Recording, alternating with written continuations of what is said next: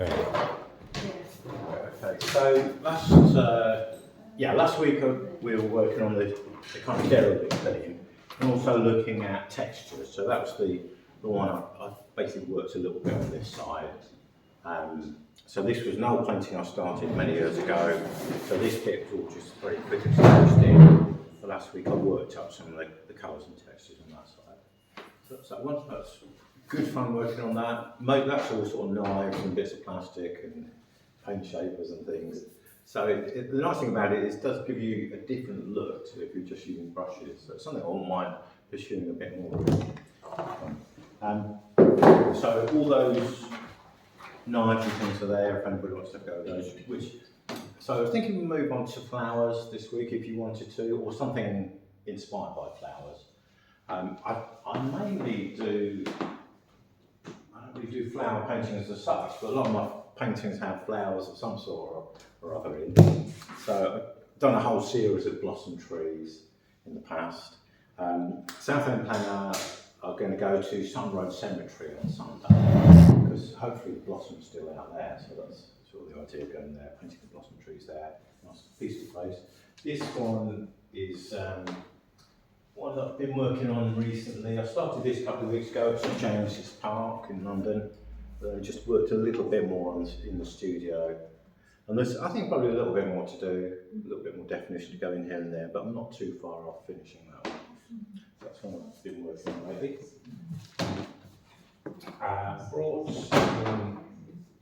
Brought in this Georgia O'Keeffe work. So if you're familiar with Georgia O'Keeffe's work, so she's an American artist.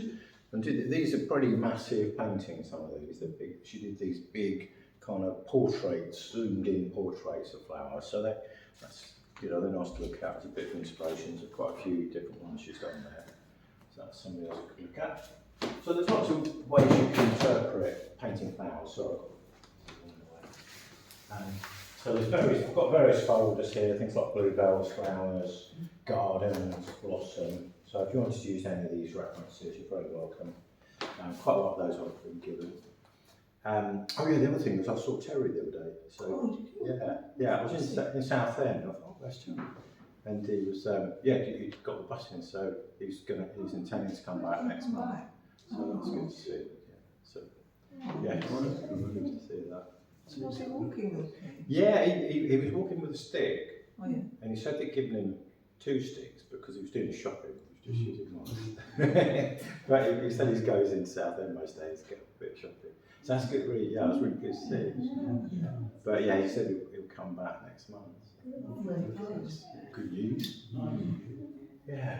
Flowers you can interpret in all sorts of different ways, really. So this, as I say, portraits, or it could be a landscape, bluebells or whatever. That was a quick demo I did this morning from that one. I'll carry that one for that morning group. But really, in terms of something like a flower, I find a lot of it is, sometimes these are really complicated. So, just be aware of what you're taking on. Maybe go a bit simpler if you're not so sure. I was thinking of perhaps use acrylics. So something like this, I think I've probably drawn this one before actually, because it's got a nice shape. Basically, it's kind of looking for the overall shape. So this darker bit is kind of up here somewhere. So a bit like any painting, I tend to start off fairly loosely, just getting a feel for where I want the big shapes to be. The balance of where the lights and darks are going to be. And that's quite nicely composed anyway, so I can pretty much replicate what I've got. But sometimes with other subjects, I'm not sure if I want it wider or narrower, so I do play around quite a bit. So that could be that shape. And then once I'm there, I'll probably start with something like maybe this petal here. So it's going to be maybe a little bit lower than that, perhaps about there. I like to use a pastel pencil and picking a colour that's sort of sympathetic to the subject. So pink, I prefer a slightly lighter pink, but that's the only one I've got. This will blend in with the colours when I come to paint it. So I've got a rough shape, and then I can then refine that and get something a little bit closer to the contour edges that I'm seeing. So using like this contour line to describe the edges. then that dips down. And it's a lot of it's just taking your time and being careful. It's worth just really spending the time setting out the shapes. This middle section, I just need to get a sense of where that will be. I'm not going to try and draw every little bit in the middle for the moment, because I think I can do that with paint. But just seeing, so once I've got that in, I can then see how much space I've got there, and then relate that to that other petal. That comes along to there, starts to disappear. There's a sharper edge just here, like that. And then working that up, that's going up and off that way. So that will give me a couple of edges. This side of that petal, I think, well, that's about to there, coming into there. And yeah, I'm actually seeing so that's the outside of the petal, this is the inside. It's not terribly clear to see, so that will turn around like that, and then that completes that shape then, I think. Another little petal tucked in there. And then this nice,